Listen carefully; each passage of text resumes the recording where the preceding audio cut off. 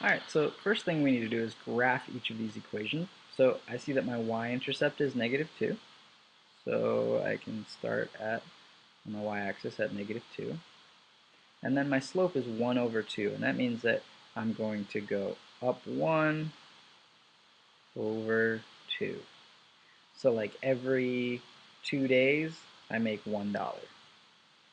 So I make $1 every 2 days. I'm going to just erase those arrows though. So I make $1 every 2 days. $1 every 2 days. $1 every 2 days. And I can continue this back as well.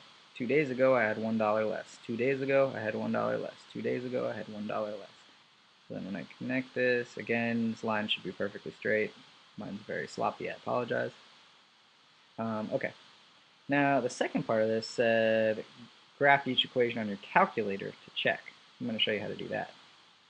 So just like when we did the table, you're going to always start off before you do anything by hitting second plus 712 to clear out the calculator. But then after that, I'm going to hit y equals.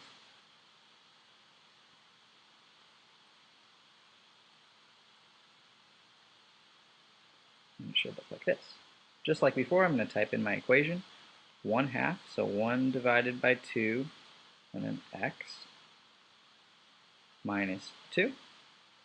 Now this time, I don't want table, I want to make a graph. So I'm just going to hit this button. It says graph, and it'll make us a graph.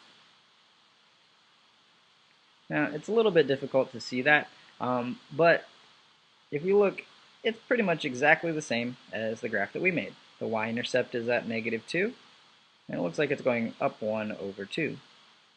Looks like the x-intercept is somewhere between 1, 2, 3, around 3 or 4. Around here it's at 4, so we're good. Yeah. All right, so one little bit of advice that trips up some students sometimes is that this one, we have our y-intercept of -1, and then our slope is 2. So this means that every day I get $2. Now, that means that I have to go up 2 every 1 day. So I know even though it's not a fraction, it's going to be like this, because 2 divided by 1 is the same as 2. So it's going to be up 2 over 1. You can do the rest on your own. You're going to first graph it yourself, and then use your calculator to graph it to check.